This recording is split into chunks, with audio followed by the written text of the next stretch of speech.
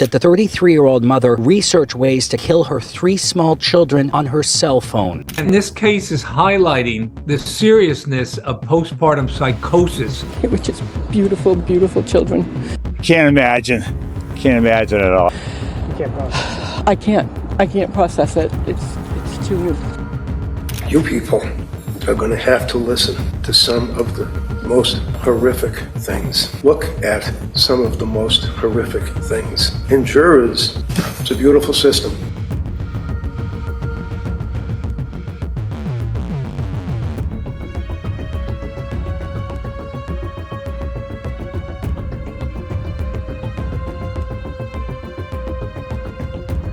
She knows that she killed these children. Issue for consideration is what was going on in that woman's mind. She loved her children. She and Patrick did have that achievement of a wonderful life. They had it all. And he knew when he brought this charge that it was going to kill the soul of this young woman.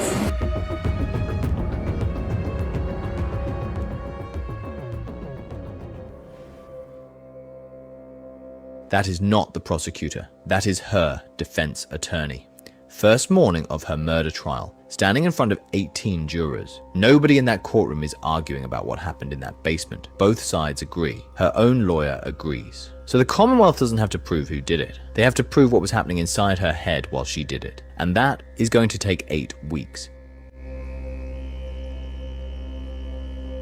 May of 2013, South Boston. Before any of this, there were 2 people who got introduced by a cousin.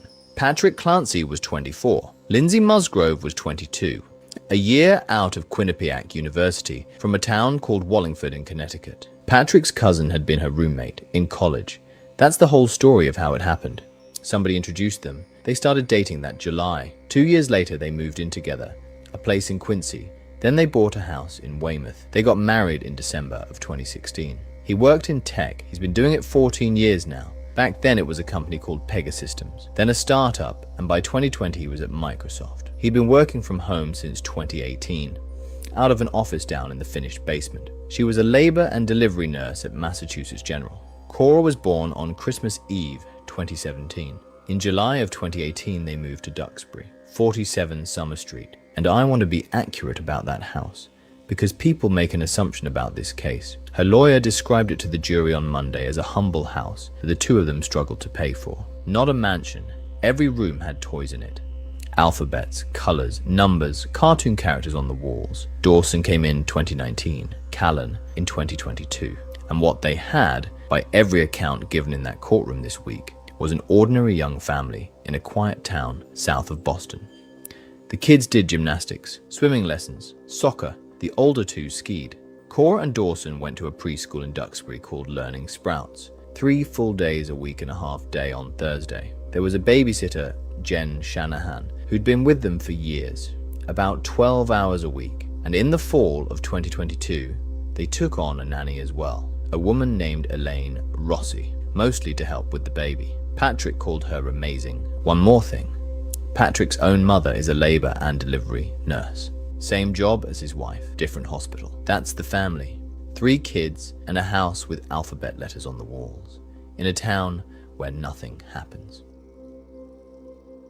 Something came out in that courtroom on Monday that I had not read anywhere in 3 years of following this case. They're looking for every single piece of evidence that they can to show some ridiculous concept that she wanted to kill her beautiful kids because she didn't want to be a mother anymore. This is a woman that was a nurse. She worked for one of the best hospitals in the country. She was in a labor delivery. You're going to hear from labor and delivery nurses that will tell you how dedicated she was. Cora was named after the very, very first baby that she delivered as a nurse. Lindsay Clancy was a labor and delivery nurse, not a nurse generally. Labor and delivery nurse at Massachusetts General Hospital. Her job was the room where babies get born. 12-hour shifts, overnights. For years, she spent her working life coaching women through the hardest hours of their lives and then handing them their kids. And on Christmas Eve of 2017, when she had her own first daughter, she named her Cora, after the first baby she ever delivered. Her lawyer said that to the jury on Monday morning. Cora was named after the very, very first baby that she delivered as a nurse in the hospital. That's where the name Cora came from. Cora was named after her first delivery. Almost in passing, and then moved on to something else. Nobody moved on. Now that's his account, and it's an opening statement, which means it's a promise about evidence and not evidence itself. It doesn't prove she was ill. It doesn't prove anything about January, but it tells you who this woman was before any of the rest of it. She took the single most important moment of her professional life, and she wrote it onto her own child, Cora Clancy, named after a stranger's baby in a hospital. At the start of everything, Dawson came in September of 2019. That birth was bad. He was breech. Patrick described it in court as pretty traumatic. Callan came in May of 2022, and that one was easy. Patrick said they were both smiling afterward. 3 kids. And the third one was the good one. There's a rhythm running through Patrick Clancy's testimony that I don't think he noticed he was describing. He said it 3 separate times about 3 separate children. The maternity leave was good. She was happy. Family life was great. And then it got close to the date she had to go back to work, and she came apart. After Cora, she was anxious for weeks about the return. After Dawson, she saw a therapist for a little while, and it didn't last. Both times it passed. The summer of 2022 was, in Patrick's word, great. They were both home on leave, vacations, the beach, the boat. He'd take the 2 older kids to playgrounds and birthday parties while she stayed back with the baby. Divide and conquer. Something else about her. She was a competitive cheerleader in high school and college. She ran, she had a Peloton, and she did one of those at-home fitness programs, the kind you do in your own house with a mat and a set of resistance bands. Patrick went back to work at the end of August. She was due back in October, and he had put money aside, a separate account, his own idea, so that if she needed more time than her employer would give her, she could take it and it wouldn't matter. She was never going to have to rush back. She never went back at all. September 17th, 2022, a wedding in New Hampshire. They brought the baby. At some point that weekend, the 2 of them were walking through town together. Just the 2 of them, and she said something to him. She said she thought she was going to start taking Zoloft. He asked her why. She said she thought it would really help with the anxiety and with going back to work. Then he asked her a practical question. How are you going to get it? It's a prescription. And she said, you usually just ask the doctor and they give it to you. That's the whole conversation. 2 people on a sidewalk at a wedding, working out a problem together. Here's what the prosecution did with it on Monday afternoon. She'd had the prescription since Friday, filled September 15th. She told him on the 17th that she was thinking about asking. She never gave him the doctor's name. He wouldn't learn it was Dr. Jennifer Tufts for months. She didn't tell him when she started taking it either. Now, the defense reading of that isn't a stretch, and you should hear it. Were you aware that she had taken a weed gummy? I don't recall. And are you aware that she didn't tell medical staff at the hospital when describing her symptoms and her medication that she left out that she had used marijuana? I wasn't with her, so I don't know what she talked about at the hospital. So she drove herself to the hospital? She did. And she drove herself home from the hospital then? Is that correct? She was a labor and delivery nurse. She knew exactly how her own profession looks at a labor and delivery nurse who needs psych meds. She was ashamed and she tested the water with her husband before admitting she'd already jumped in. Secrecy and shame look almost identical from the outside. That's the problem. But the Commonwealth's version is the one they'll build on for 8 weeks. From the very first prescription, she was managing him. They walked back to the reception. She'd been carrying it in her bag the whole weekend. I mean, the whole weekend. She started the Zoloft. It's an SSRI, one of the most common antidepressants there is. Then the dose went up and she stopped sleeping. Not badly, entirely. 48 hours awake, thoughts racing. This is the hinge of the whole defense case. So here it is in one sentence. If you give an antidepressant to somebody who actually has bipolar illness rather than plain depression, that's roughly what happens. There's a name for it. Activation, and it's supposed to stop the prescriber cold and make them ask whether they've got the diagnosis wrong. Her attorney said it to the jury about as plainly as it can be said. In September, she went to see Dr. Tufts. Jennifer Tufts then gave her the Zoloft. She didn't take the Zoloft for a couple of weeks because she was breastfeeding and was spun out of control. Well, because you didn't hear evidence because she was bipolar. You don't give a bipolar person Zoloft, but she got it. And she couldn't sleep, had no emotions, had no feelings, was unable to really react to anything, but had to take care of the kids.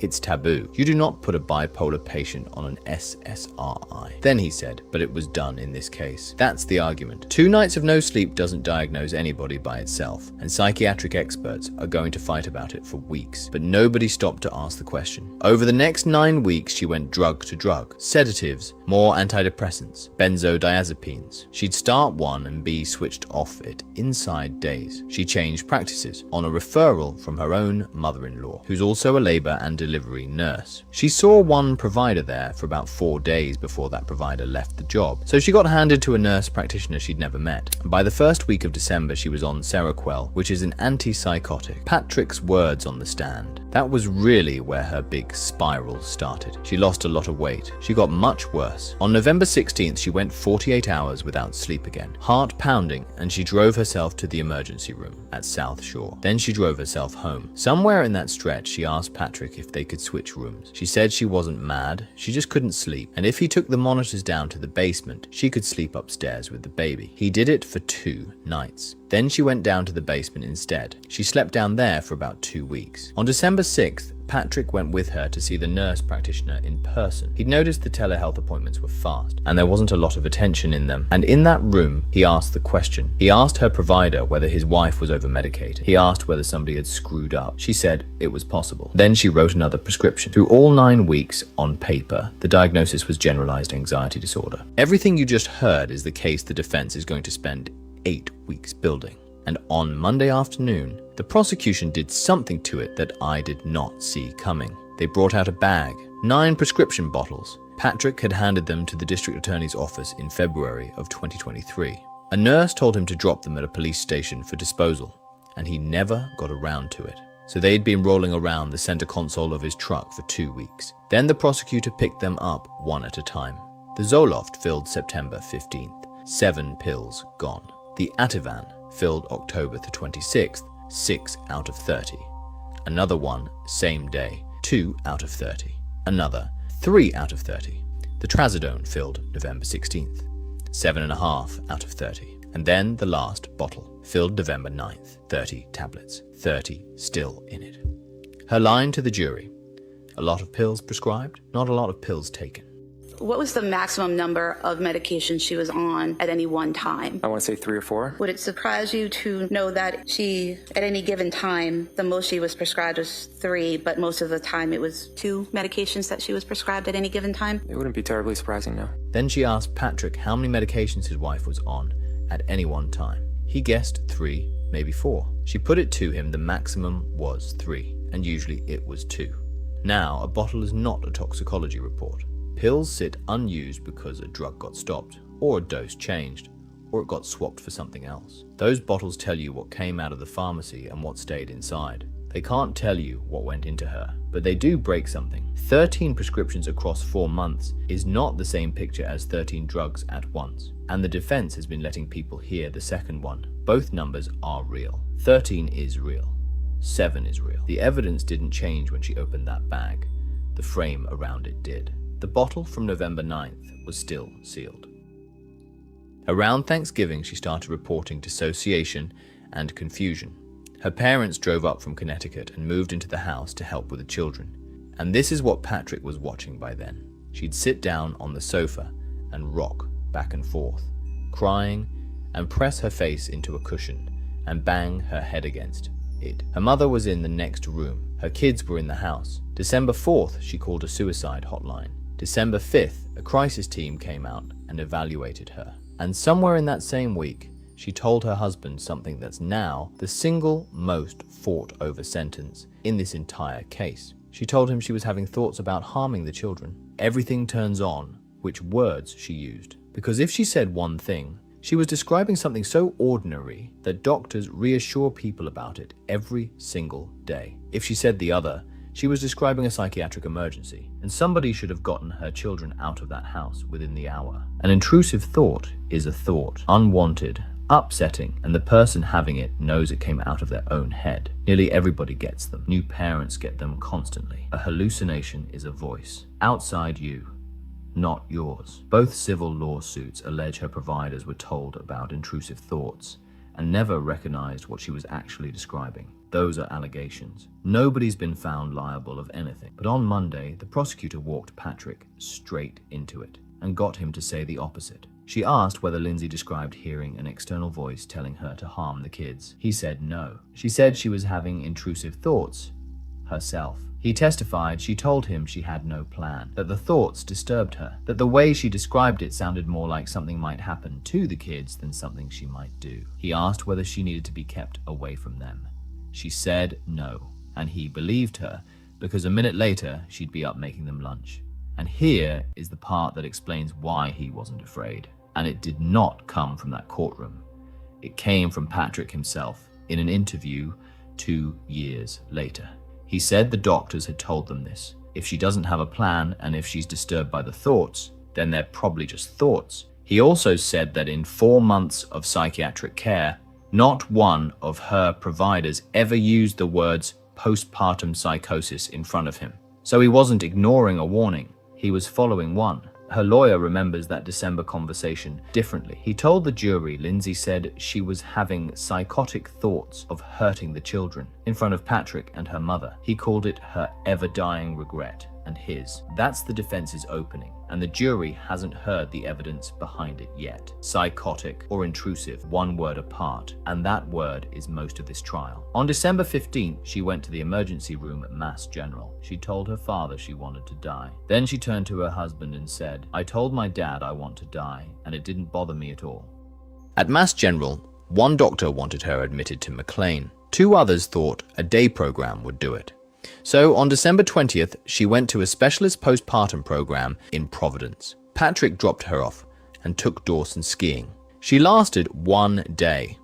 Her lawyer's version is the sharper one. He says they told her they couldn't treat her postpartum condition until the medications cleared her system, because the medications could be what was causing it. And he says that program called her nurse practitioner to ask about them, and nobody ever called back. That's his account. The records will have to bear it out. On December 31st, Patrick took her back to Mass General. He was exhausted, she was still talking about suicide, and after 3 months, nobody had given them a diagnosis. That same night, in that emergency room, she took selfies. They're exhibits now. They transferred her at 3 in the morning. She reached McLean Hospital in the early hours of January 1st. McLean is Harvard affiliated, one of the best psychiatric hospitals in the world. She was there 5 days. Patrick's account is that she was barely treated. By day 3, he asked what the doctors had said, and she told him she hadn't met one. She'd been coloring, playing with clay, going for walks. The prosecution read the records into the room on Monday, and they say something else.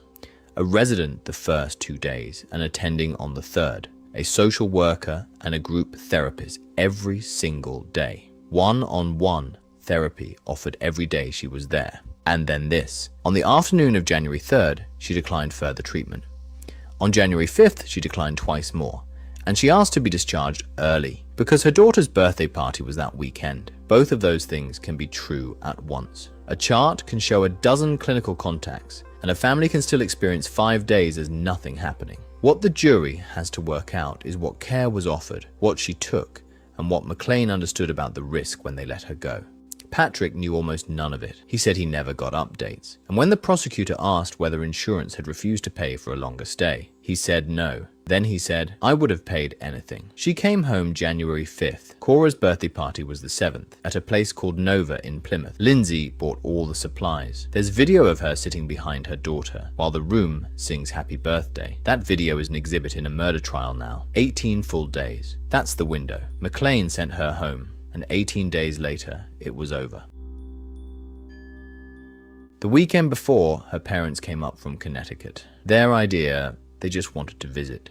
Sunday, they all went to a friend's house and sat around a fire and roasted marshmallows. Patrick said she was quieter than usual, but she talked to people. She and her mother took a photo together that weekend, and afterward her mom sent her a text saying she was so glad Lindsay was doing better. Monday the 23rd, Cora came home from preschool with a stomachache. She'd been holding it all day because she was embarrassed to use the bathroom at school. It happened a lot. Tuesday, January 24th, 2023. There was snow on the ground. Tuesday was the 1 weekday Cora and Dawson didn't have preschool. 8 in the morning, Lindsay drove Cora to her 5-year checkup. Patrick stayed home with the 2 boys. And while they were apart, they texted each other. And those texts are evidence now. Patrick sent his wife a photograph of Dawson. Because that morning, for the first time in his life, Dawson had gotten himself dressed. All by himself, start to finish. And he was so proud of it, he was jumping up and down in the living room. She texted back a photo of Cora at the doctor's office.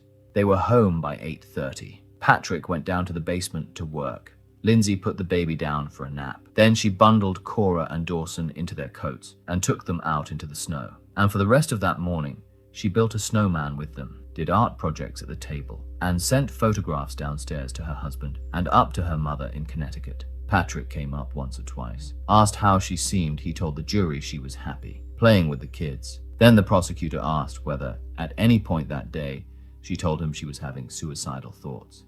No. Thoughts of harming the children. No. Asked for help, said anything that worried him at all. No. And then Patrick Clancy said this, under oath, about the last full day his 3 children were alive. She's having one of her best days. Around 4 o'clock that afternoon, she picked up her phone.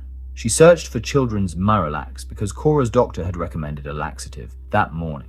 She called the CVS in Kingston and confirmed they had it. Then she searched for takeout from a restaurant called 3V. Then she opened Apple Maps and looked up the route from her house to the 3V restaurant in Plymouth. Not just the route. She checked the distance, and she checked how long it would take. At 4:53, she texted her husband, "Any chance you want to do takeout from 3V? I didn't cook anything. It's been a long day." At 4:56, she sent him the menu. At 5:08, they ordered a Mediterranean power bowl for her, scallop and pork belly risotto for him. She called it in herself. And here's the detail the prosecution built that whole sequence to land. 3V was not their takeout place. They'd eaten there maybe 3 times, always sitting down at a table. They'd never once gotten takeout from it. Their takeout places were the Chestnut Grill and the West End Grill. Both of those were closer. 3V was 5 miles away, and she had just checked exactly how far and exactly how long. Around 5:15, Patrick came up from the basement. He picked up Callan and rocked him on his knees for a minute. He leaned over and kissed Cora on the head. He said, "I'll be right back." Dawson was on the couch eating chicken nuggets out of a bowl. His wife was standing in the doorway, the one next to the basement door. She was holding the baby. He was asked in court to describe her demeanor, and he used one word: normal. He stopped at CVS on the way. While he was in there, he called her. She missed it. She called him back, and they talked for 14 seconds. Nothing in that call bothered him. Everything I just told you came from testimony, or text messages, or her own phone. What comes next did not. What comes next is what the Commonwealth says happened from its opening statement, and an opening statement is not evidence. It's a promise about evidence. Here's their version. After Patrick left, she took the 3 of them down to the basement. She separated Dawson from the other 2, and she used the resistance bands. Dawson first, then Cora, then the baby. They say she went back up to the kitchen and took a knife, that she went to the master bedroom and locked the door, that she crushed a handful of pills into a cup with leftover lemonade in it from the night before, and drank it, that she cut her own throat in front of the mirror, then pushed the bed away from the wall, opened the window, and went out. At 6 o'clock, Patrick came home with the takeout in one hand and the pharmacy bag in the other. He put them down on the counter. The house was quiet. He called for the kids. Nothing. He called for his wife. Nothing. He took out his phone and dialed her number. Nothing.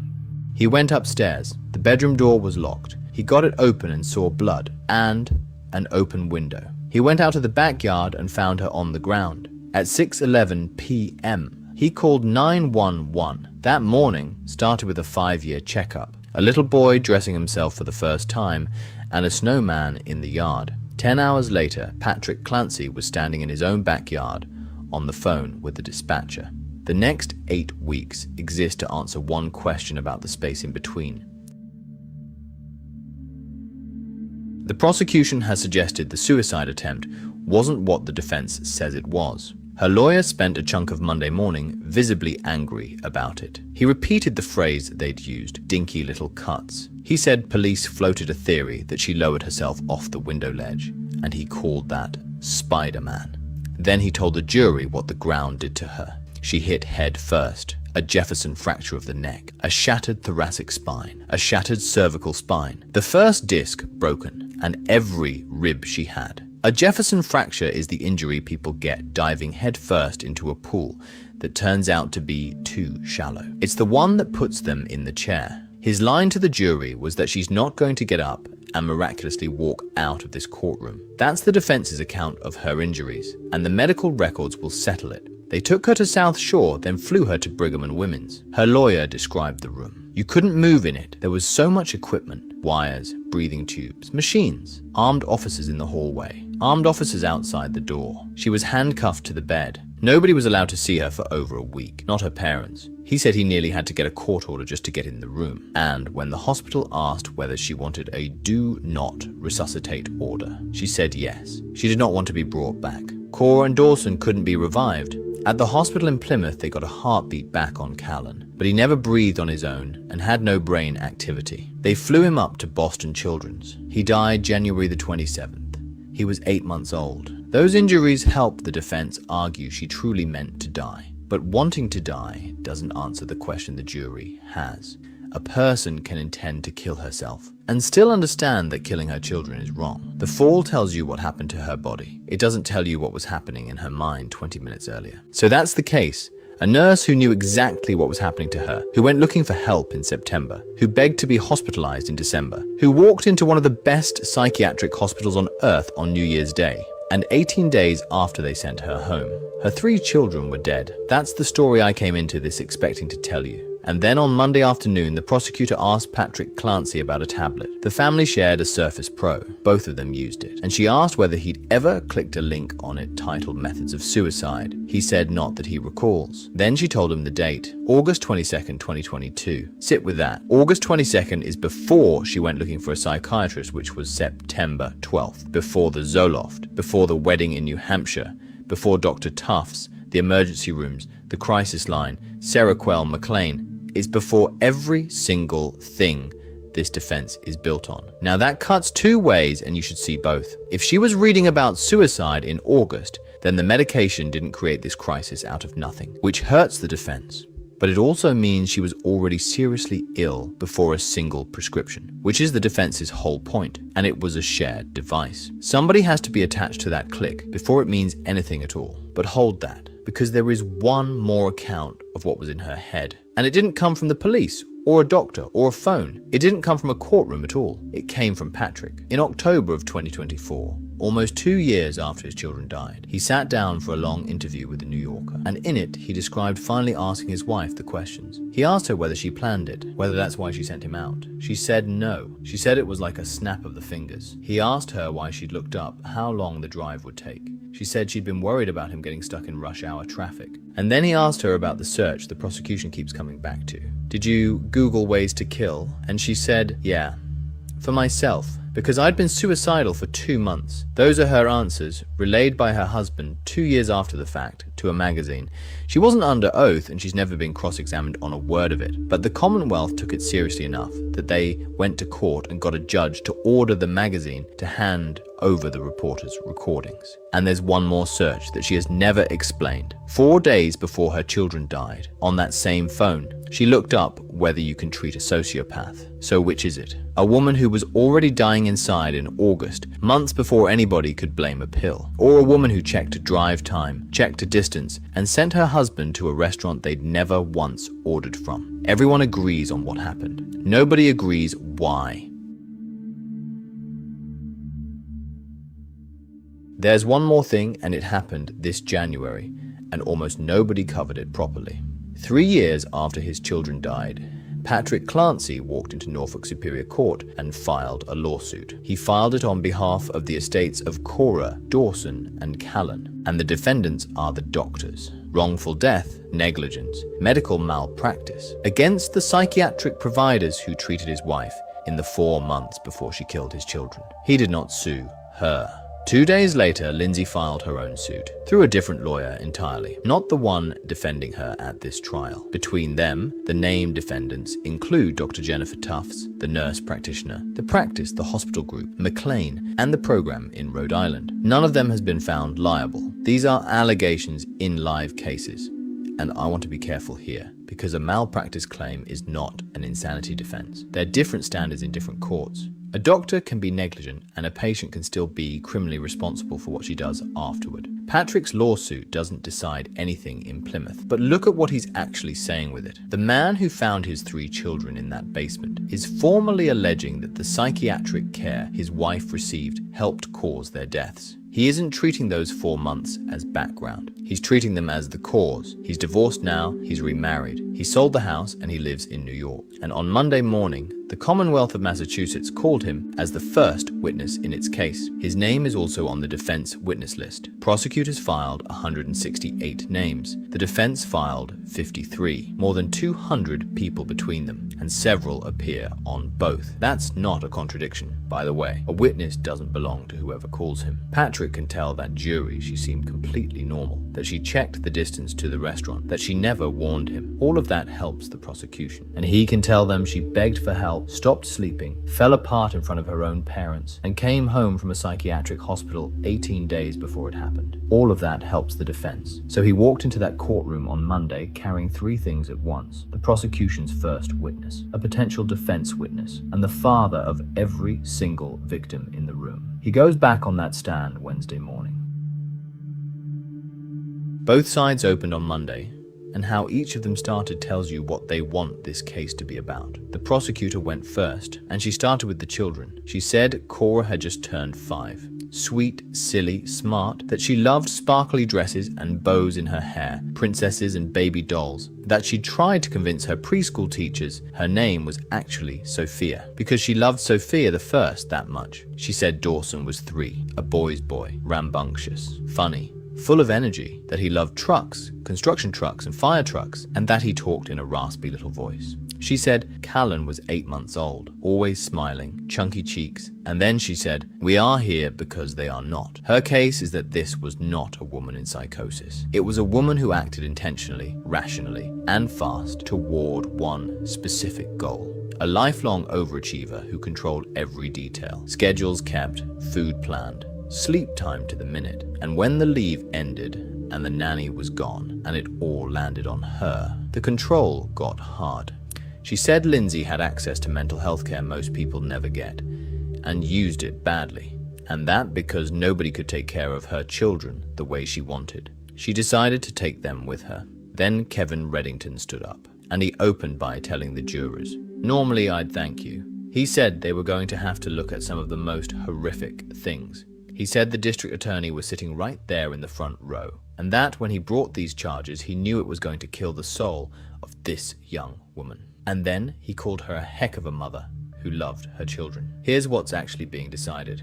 She's charged with 3 counts of first-degree murder. She offered, in writing, to formally admit she killed them if the judge would split the trial in 2. He said no, twice. The defense isn't arguing somebody else did it. It's arguing she lacked criminal responsibility. And in Massachusetts, that means one specific thing. Because of a mental disease or defect, did she lack substantial capacity to appreciate that what she was doing was wrong, or substantial capacity to stop herself from doing it?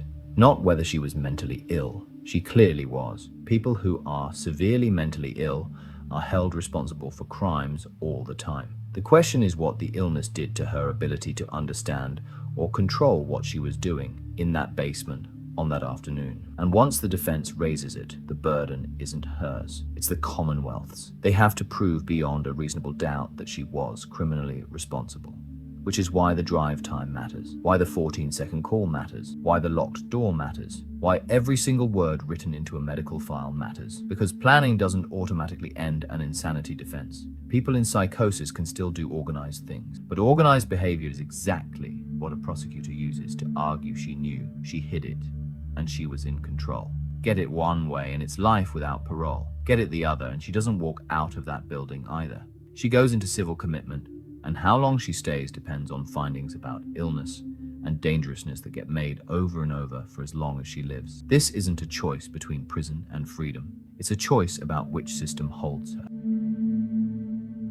The name Andrea Yates is in every comment section about this case, so let me be accurate about it. Texas, 2001. She drowned her 5 children while severely ill after childbirth. Her first jury convicted her. That conviction was thrown out because a prosecution expert testified about a television episode that did not exist. At the retrial in 2006, a second jury found her not guilty by reason of insanity.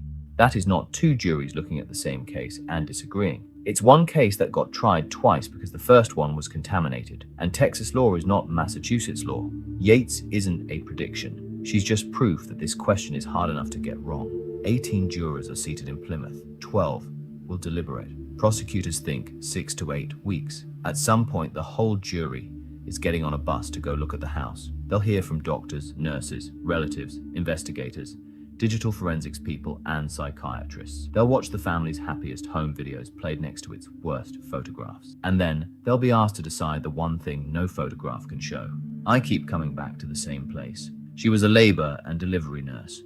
Her entire job was the postpartum period. She named her first daughter after the first baby she ever delivered. Whatever a jury decides about the woman, that doesn't move.